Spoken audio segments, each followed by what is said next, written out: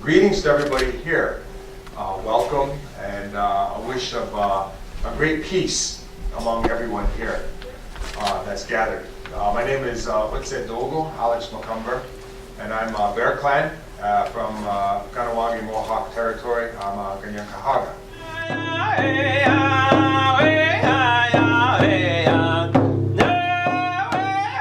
So, real fast history. Now I'm going to give you a history lesson, okay? Because that's also my background, social studies, history teacher, okay? When the first Europeans came to Turtle Island, they unknowingly brought germs that the Europeans had been immune to for thousands of years.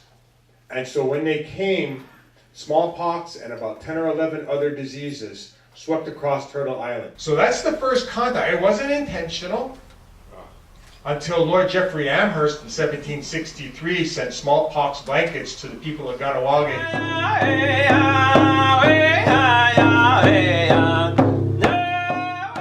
The masks didn't work. The teas, the barks, the roots, the prayers, the songs didn't work. The medicine people died as well. So within a week, there's devastation. Now, if that was to happen here today, and we walked out that door, you walked back in your neighborhood, and people were dead and dying right in front of you like that, odds are you would freak out. Because we freak out when the lights go out, and we go and hit that switch. Oh, please let the switch come on. But when we're talking about something that scale, that scope, there's a collective freak out and then a trauma that kicks in, because then the thought is, what happened? The gods have failed us. Mother Earth has failed us. Did we do something wrong? There's a disconnect.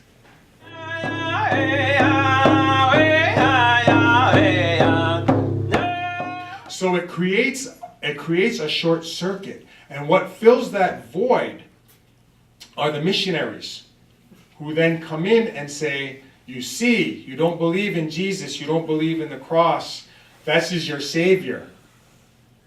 And so people turn to that.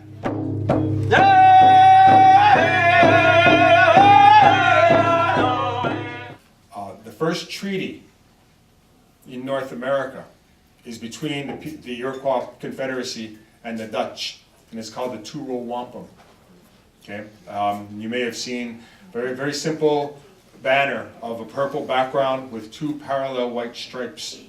And that represents the first treaty, and it symbolizes, I think, the intention of all the treaties that have come between the Indigenous peoples of Canada and the French and the English, and then later with Canada. That's been the understanding on our side of things. And the Two-Row Wampum very simply states that when those people came here, maybe some of them were your ancestors, our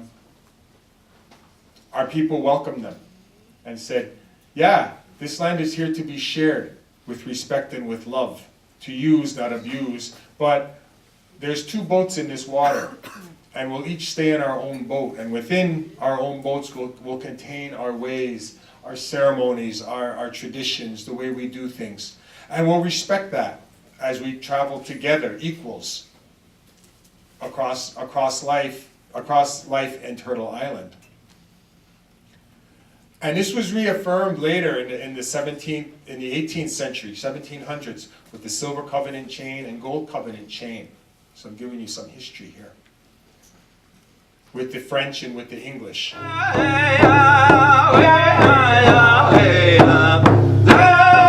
then are being put in a sub position, where we then have to rely more and more on that flour, lard, salt, and sugar for sustenance. I told you I work in diabetes prevention.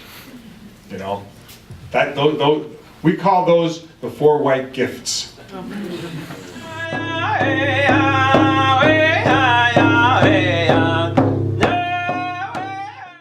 There's two kinds of trauma that took place. The one trauma was with those children that came and initially were stolen, were abducted, and then over later generations taken and sent by their parents to residential schools, of abandonment, of loss, of fear, and then all the things that I would think that people have now become aware at least people here have become aware of that cultural, emotional, physical disrespect towards young human beings that was done with the intention of taking the Indian out of the Indian.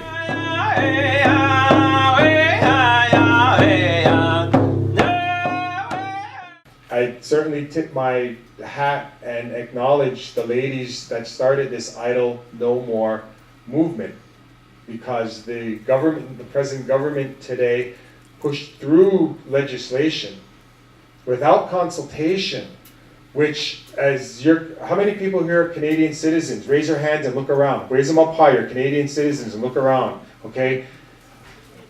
That's your government.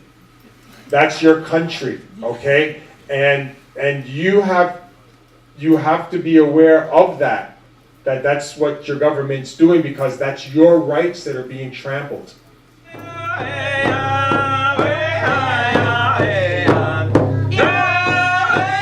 The Indigenous peoples and the responsibilities that we carry are in the way. And so C-45 and other legislation is there to get us out of the way. It is a very, I sometimes say it's the most insidious form of genocide that's around, and sometimes I would just rather be lined up against the wall and shot. That when I get really frustrated about it, you know, it's just like, man, just shoot me and get over with, because this is just horrendous. But on the other side of that, well, at the end of it all, we can say, well, we gave it a damn good fight, you know, as best we can, summoning our best energies and our best minds to do things in a peaceful and positive way.